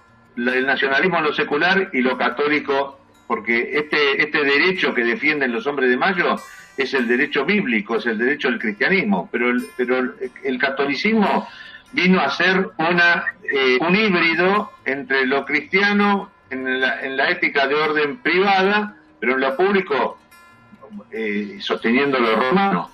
Y esto te conduce a la esclavitud. Por eso Jesús dice con toda claridad, no se puede amar a dos, no se puede servir a dos amos a la vez, porque se amará uno y acá se despreció el derecho cristiano, se despreció y se ocultó y se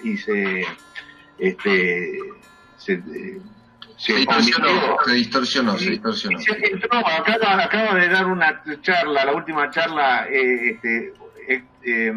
Humberto Eco, su última charla es sobre el rol de las universidades, diciendo que así como es interesante el filtraje en las universidades, porque no se puede saber de todo, porque en la historia hay mucho ruido, pero se utilizó el filtraje para ocultar cosas vitales, y que era el deber de la universidad en estos momentos recuperarlo. Y ese es un poco el trabajo que hicimos con Héctor Sandler en el blog. Recuperamos todo esto y que hay que ponerlo para que entre en debate, que es esto que estamos haciendo en esta reunión, ¿verdad? Sí, correcto. Bueno, gracias, Guillermo, muy amable. Te quería dar dado que veo que en el chat no hay muchas preguntas, quería preguntarte a vos, Héctor Juliano, quería ver si querías hacer alguna pregunta, Héctor, me interesaría escucharte a vos también, Gracias y bienvenido también por estar acá. A ver si se te escucha. Yo, discúlpeme, me sumé tarde a la reunión porque venía de estar exponiendo en otra, así que perdí la charla del doctor Héctor Sandler, pero simplemente me enganché en lo último que decía Andreu sobre su charla anterior. Ahora, realmente no tengo ninguna pregunta específica para hacer. Lo único que la inquietud que así a mí siempre me toca es qué pasa con el derecho financiero frente a los derechos reales, ¿no? Es decir, es un tema que me es ajeno porque no soy abogado, pero que me parece que acá está presente en un tema que yo estaba tratando de indagar más, que es el problema de la renta financiera y su gravamen. No sé si está claro. Sí, para mí está claro. No sé, Héctor Sandler, si escuchaste la pregunta. Sí, la he escuchado perfectamente. Bueno, en realidad el derecho financiero en el mundo ha tomado un giro no del todo plausible ni agradable, eso es verdad. Pero en cuanto a la Argentina, no tiene ninguna chance de zafar de esos efectos, porque lo que yo describí desde el punto de vista interno es semejante a un comerciante que ha quebrado. Quizá influya en mí el ejercicio de la profesión, pero cuando un comerciante quiebra, un industrial quiebra, empieza a acumular deudas, hace una bola de nieve tal que en definitiva, cuando llega el punto que dice, bueno, veamos un abogado, ya es tarde el asunto, no se puede deshacer. Entonces la Argentina está corriendo ese riesgo, pero en el supuesto de que se dieran todos los factores que yo antes mencioné, en el sentido de una acción comprensiva, es como semejante y salvando la distancia, como uno dijera, bueno, vamos a reinstalar la Revolución de Mayo, tenemos que tomar todas estas medidas. Uno de los problemas que tenemos es enfrentarnos con el poder dominante externo. Así que la capacidad de negociación con ese poder dominante externo depende de la capacidad de fortaleza nuestra. No se puede desvincular.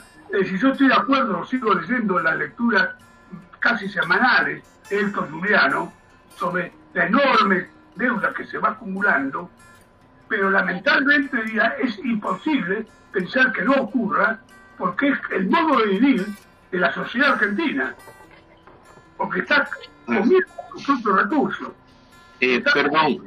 Perdón, no, quería precisar mi pregunta. Si bien el tema mío obviamente viene de inquietudes de la deuda, pero en este caso es una pregunta de tipo tributario, con respecto a la carga financiera que debiera llevar la renta financiera. ¿Me explico? Es decir, en este momento siempre se habla de impuestos sobre bases reales. Hay impuestos sobre el derecho a la propiedad, hay impuestos sobre el trabajo, hay impuestos, pero ¿cómo queda dentro de este esquema el sentido de gravar cualquier renta financiera? ¿Qué proporción debiera llevar en relación a la renta productiva? Para poner un ejemplo, que lo estamos viviendo, ¿qué tiene que gravarse más? ¿La propiedad, sea rural, sea urbana? ¿El trabajo a través de los aportes y contribuciones? ¿O la renta del capital financiero en operaciones bursátiles, etcétera? Incluso con esta deformación del impuesto a la renta financiera sobre los plazos fijos, que es una contradicción, porque eso desalienta el ahorro, ¿no? Y creo que ha sido incluso omitido últimamente, ¿no? Pero me refería a ese dilema que es más de derecho tributario, en el sentido de decir, ¿qué es más justo gravar? ¿Dónde es más válido apretar la presión tributaria? ¿En los recursos reales, es decir, en los bienes y servicios reales, o en los bienes y servicios financieros, es decir, las transacciones bursátiles, bancarias, etcétera? Ese era el sentido de la pregunta mía. Aunque no sé, pido perdón si me desvié un poco del eje de la charla original, ¿no? Yo te voy a dar una primera opinión basada en lo que Héctor Sandler dio en una de sus clases de Instituto Gioja en la Facultad de Derecho, que fue muy interesante, que Héctor hizo una distinción que fue muy práctica, fue la siguiente: uno sobre los derechos reales, que son las cosas, inmuebles, autos, y otro personal que son los contratos, un alquiler entre las personas, un préstamo y un título. Por ejemplo, dentro de lo que son préstamos, los préstamos bancarios, todo tipo de garantías, etcétera, el mercado financiero en general. Cuando se vincula a los títulos o el mercado financiero o las obligaciones personales con las obligaciones reales, es la hipoteca. Yo vinculo una obligación personal con un derecho real, que es la tierra. Y volviendo a lo tuyo, Héctor, ahí tenemos una distorsión que yo creo que, para simplificar, que lo que tiene que ver con las obligaciones financieras y las deudas financieras que tienen que ver con el dinero y con títulos que son de carácter personal y que no están vinculados con las cosas reales, es decir, con la tierra, con los inmuebles o incluso con los autos, se entiende a desapegar, ¿no es cierto? Se tiende a desapegar, porque se multiplican las deudas financieras, pero las vacas no se multiplican como las deudas financieras, sino que tienen un régimen orgánico de crecimiento. A veces hay menos, a veces hay más cabezas de ganado, digamos, y lo que tiende a ocurrir con el sistema monetario nuestro es que cada vez tenemos más deuda, pero la producción de bienes es la misma. Entonces, lo que yo creo, vos, Héctor, corregime, Juliano, lo que estás planteando es que esto va a lo mismo. Si yo voy a la renta financiera, es decir, tengo que calcular, digamos, ese mayor valor o ese aumento o multiplicación del valor del dinero de los títulos como renta en relación a su valor original. Digamos, no sé si vos te estabas refiriendo a eso. No, a ver, vuelvo a pedir perdón porque a lo mejor introduje un tema que es marginal, pero la inquietud mía es de orden práctico. ¿Qué es más justo? ¿Gravar el IVA, grabar el consumo a través del IVA con un 21%, grabar la propiedad física de la tierra o grabar cualquier otra obligación o grabar las operaciones de transacciones financieras. A eso me refiero. Creo que ahí el derecho tributario debiera actuar como moderador, como equilibrio. Con el tema de la renta financiera, por ejemplo, se ha dado esto que yo lo hablé con otro colega y aparte tomó estado público eso. El gravamen a la renta financiera sobre los plazos fijos es un despropósito. La han retirado, pero la han retirado con la trampa de que la dejaron medio vigente para este año. Pero ¿cómo gravar el ahorro? El ahorro tiene que ser un estímulo, no un desestímulo, ¿no? Y se planteaba en ese sentido, porque eso es importante, porque en caso contrario se están tomando medidas contra la capitalización. Por ejemplo, el año pasado o el anteaño, cuando se instauró el impuesto a la renta financiera, que alcanzaba los plazos fijos, resulta que las transacciones en dólares no estaban alcanzadas, con lo cual era un estímulo al revés, estaba estimulando a la gente que era más rentable comprar dólares que mantener plazos fijos, porque los plazos fijos tenían un gravamen, mientras que las transacciones cambiarias no lo tenían. ¿Me explico? Sí, claro.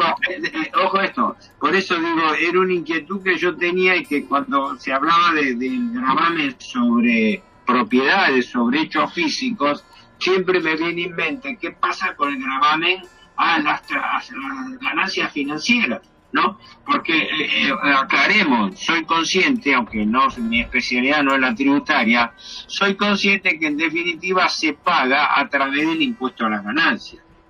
El mismo doctor Cuello, que fue profesor mío, yo lo traté hasta la muerte, hasta su fallecimiento, él me había hecho esa aclaración, dice, me había hecho una aclaración profética años atrás, cuando yo hice un comentario sobre la renta financiera, y él me comentó, dice, sí, Juliano, dice, lo que pasa es que era profético eso.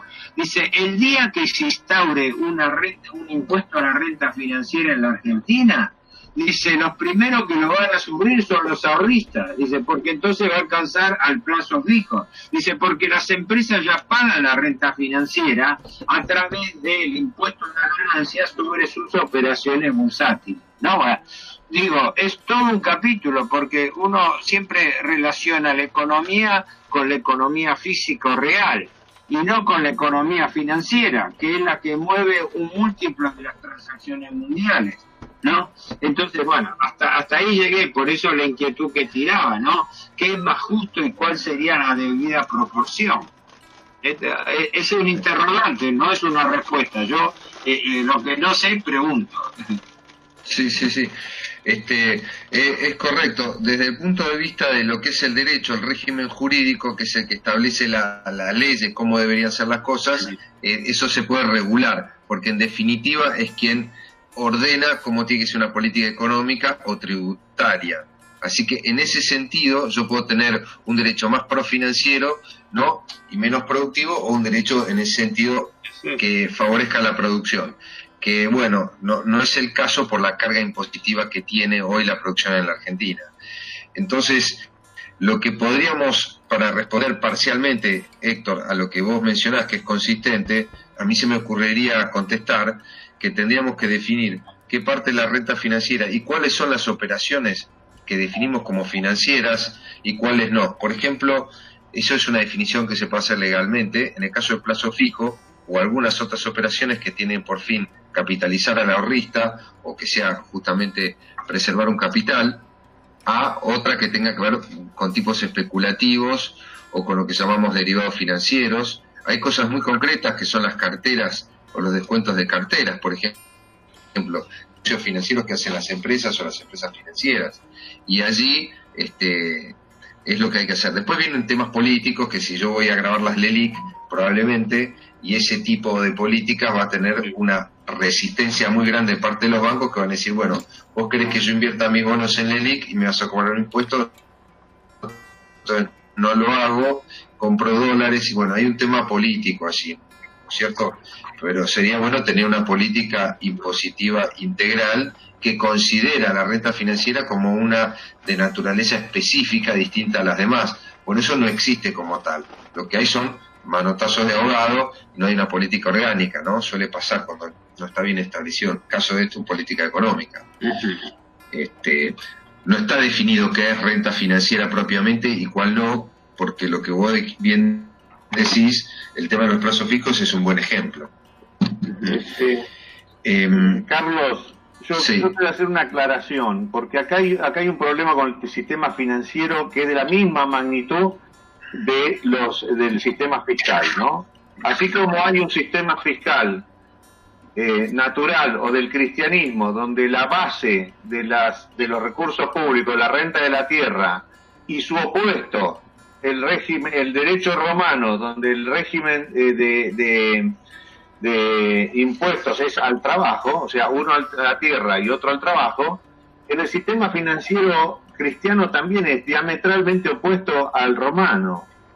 El sistema financiero, los principios del sistema financiero cristiano dicen que toda deuda, si para saldar una deuda se derramase la más ínfima gota de sangre cristiana, las deudas deben ser suspendidas. Entonces, esto quiere decir que si hay sufrimiento, la más ínfima gota es un poco de sufrimiento, las deudas se deben suspender, porque las deudas son para ayudar al deudor y no para someterlo y ejecutarlo y humillarlo. Contra esto está el sistema financiero usurero romano, que es el que está vigente, y que lamentablemente la Iglesia lo habilitó a nivel mundial cuando quitó del Padre Nuestro y perdona nuestra deuda como nosotros perdonamos a nuestros deudores, para que la deuda sea el arma del sometimiento y la especulación y todo este desastre que se está desencadenando ahora. Todo esto se generó en la década del 80. Antes vos sabés que si vos tenías una deuda, bueno, había una suspensión de los intereses y el tema era ayudar al damnificado, al deudor. Acá es usarlo para someter. El tema de la deuda externa argentina debería ser impuesto por la Iglesia, rehabilitado por la Iglesia el derecho financiero cristiano, y señores, no puede pagar la deuda ni un país que tenga un 3% de pobreza. Cuando tenga un 3% de pobreza, ahí arrancan a pagar la deuda. Mientras tanto, tasa cero. Esto es lo que tiene que pasar, suspender las deudas hasta que las deudas están para ayudar al deudor y no para humillarlo, someterlo, esclavizarlo y someterlo a tremendas condiciones. Entonces esto es dramático, porque parece ahora que se negocia la deuda y claro, te pedían 50, bueno, le dimos 35, es una locura lo que se está haciendo, está festejándose una pérdida a lo pirro del cambio del sistema financiero y del fiscal en la Iglesia Católica. Este es el tema. Por eso se ha demorado lamentablemente la economía para Francisco por motivo de la pandemia, pero yo pienso que ahí se iban a poner presentes estos principios de orden del cristianismo ocultados por la historia, ¿no? Así que, bueno, quería decir eso porque es de la misma magnitud de lo fiscal, ¿te das cuenta? Si empezamos a ver qué impuestos sacamos, acá los economistas dicen, bueno, saco este impuesto y pongo estos 4, porque no ven la renta de la tierra, no la pueden ver, no está en lo que han estudiado, por eso Jesús lo llama guía ciego. Bueno, es muy interesante, gracias Guillermo, porque como vos indicás el de guía ciego, porque no está en el libro, esta es parte de la función que tiene este encuentro, que tiene el instituto, muchos de los que estamos acá, estudiosos del tema. También hay que decir que es transdisciplinario, nos honran su visita algunos miembros con otras profesiones, y que realmente es transdisciplinario, pero sin caer, digamos, sin derivarnos en esa situación. Lo que vos mencionás, Guillermo, es que no están los libros, entonces hay que poner luz, hay que trabajar no solo en los medios o en el Congreso, que es donde sale el derecho positivo, sino que los legisladores tampoco lo conocen, y entonces realmente donde se forman nuestros profesionales, donde hay consejos profesionales o revistas de opinión, es donde esto tiene que empezar a figurar. Todos los que estamos acá seremos mensajeros un poco de esa ley, y yo creo que más allá de estar a favor o en contra en el medio de lo que por ejemplo es una propuesta como renta universal, como se llama con ese nombre, renta básica universal, ahí tenemos un término, renta básica universal, que irían a favor de los principios de que existe una renta de la sociedad que debe ser distribuida sobre sus integrantes. Esta sería una vuelta a un derecho cristiano original que tiene que ver con esta concepción. Lo que pasa es que tampoco está desarrollada desde ese lugar y puede ser un problema, como siempre, desvirtuar esto en un existencialismo, en otro tipo de distorsiones. Perdón, ¿no? Carlos, sí, se está desvirtuando, porque acá, decir, bueno, sacame el 60% del fruto de mi trabajo con impuestos y después dame la renta. No, señores, hay que sacar los impuestos al trabajo. Esto es así, correcto, con eso claro. nos pegamos todo. Claro. Es dar vuelta, es empelotar, o sea, pelos revueltos. ¿Se entiende? Sí. Esto es un nudo gordiano lo que tenemos acá. Y entonces, ¿cómo solucionar el tema del nudo gordiano? Hay que cortar con esto, y señor, el sistema financiero mundial dice, si no se pueden pagar deben ser suspendidas. Punto. Y el momento que estamos viviendo es genial, porque la tasa de interés mundial es del 0%, pero la Argentina paga una bocha. Sí. Estamos en el mejor momento, pero esto se debe tratar. Lamentablemente la pandemia dilató estos asuntos, sobre todo en el seno de la Iglesia. Perdón, agrego esto, aunque no voy a entrar ahora en el tema que estoy hablando continuamente, con el tema de la renegociación. La actual negociación de la deuda toma como referencia una tasa del 5%, aunque es creciente, el promedio da 3,307, pero la tasa pactada es una tasa creciente que llega al 5%. Quiere decir que la Argentina se va a endeudar a través de este nuevo acuerdo a una tasa 5 veces más alta que la del mercado internacional, donde la tasa, como dice Andreu, está en 0%, donde hemos mandado una carta junto con Javier Llorens y con Alejandro Almodóvar señalando esa simetría. Los bonos del Tesoro norteamericano a 30 años rinden el 0,25%. Y las tasas a las cuales sería prestada como ayuda la masa de dinero que recoge la Unión Europea, los 750.000 millones de euros, de los cuales la mitad se van a prestar a los países necesitados como España e Italia, se está establecido que se van a prestar como máximo una tasa del 1%. Por eso nosotros recogimos, digo nosotros porque fue la carta conjunta que hicimos llegar la semana pasada, el día 29 al presidente, y que el presidente hizo todo lo contrario, ¿no? Donde se recomendaba el tema del retiro de la oferta para contraofertar sobre la base del principio de igualdad financiera, que los países emergentes se endeuden a las mismas tasas que se endeudan los países desarrollados, como un tema de equidad, ¿no? Y que fue, bueno, totalmente desoída, ¿no? Entre paréntesis, el presidente hizo exactamente todo lo contrario, se allanó a la exigencia de los acreedores, pero el sentido era ese. De todas maneras, perdón que yo no sé si contribuí a desviar la conversación, pero la inquietud era esa, cómo el impuesto sobre el gravamen sobre las operaciones financieras puede actuar como compensador o como equilibrio de la disparidad de ingresos, es decir, como un contribuyente. Y recuerdo lo último, la tasa Tobin, que nunca ha sido aplicada, se basaba en el gravamen sobre la volatilidad de capitales. Y la han ignorado olímpicamente, porque es la clave del asunto, es decir, la clave es la descompensación cambiaria que provoca la volatilidad financiera. Si esto se grababa, era una forma restrictiva y la han ignorado totalmente, ¿no? Sí, totalmente. Sí. Apuntaba a eso. Ese es un buen ejemplo de tasa que grava la circulación financiera y la acumulación financiera sin límite, Claro, y la circulación internacional también, la libre movilidad de capitales. sí, mataba varios pájaros un tiro, porque Claro. por un lado grababa, obtenía un rédito de eso, pero por otra parte era un disuasivo o era un restrictivo. Aunque la tasa todavía estaba pensada en un 1%, que para los Que tampoco era, financieras son una risa. No, y para lo que es la Argentina además, ¿no es cierto? Sí. Con los monstruosidades. Bueno, yo les quiero agradecer muchísimo su presencia, son las 8:10.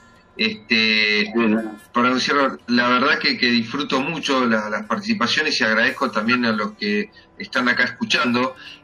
Todos vamos aprendiendo de esto y de las implicaciones que tiene. Me refiero a lo técnico, y yo siempre rescato el tema histórico argentino, porque tiene que ver con la identidad, conocer un poco más, y también a veces digamos, a los temas que a veces son duros, ¿no? o suenan muy técnicos, darles una apertura mayor, ¿no? Y la vinculación con la actualidad, obviamente con la política en este caso, o las finanzas, con la parte impositiva, la deuda que es tan actual.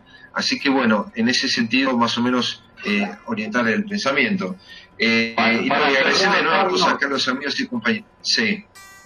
Decime. Para cerrar, Carlos, Timerman la semana pasada le dijeron, che, ¿en qué se puede invertir en la Argentina? En el sistema financiero. El sistema financiero argentino siempre salís ganando, dice. Sí. A días del cierre de la deuda, o sea, sabía que ya con la renegociación igual mirá lo que ganan, la tasa de interés es 0 y se llevan 5. Es una locura, sí. 500% arriba. Es una fiesta la Argentina, la joda financiera. No, es increíble ver pocos países, ¿no? Título comparativo como el de la Argentina, no hay. Y festejamos. Sí, festejamos que arreglamos y convalidamos lo que por ahí era nulo en muchos aspectos, ¿no es cierto? Así que nada, es correcto. No me quiero derivar, pero la verdad es muy lamentable. Esperemos que estas cosas cambien. Para eso estamos todos acá. Bueno, muchas gracias a todos. No sé si alguien quiere hacer algún comentario más. Para no extenderlo, digo, porque como ya van a ser 8:15, no quiero abusar del tiempo de todos y redondear. Así que bueno, les mando un afectuoso saludo, toda una despedida.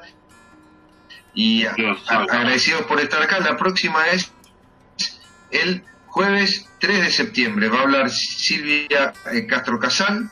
También va a hablar, tiene sus partes expositivas que nos ha mostrado, los PowerPoint, va a ser muy docente, y entonces los invito, realmente va a ser estimulante verlo de una forma bastante práctica. Lo que nos va a presentar es el orden natural de la libre tierra y el régimen, por supuesto, jurídico y impositivo de lo que es la tierra según Silvio Gesell.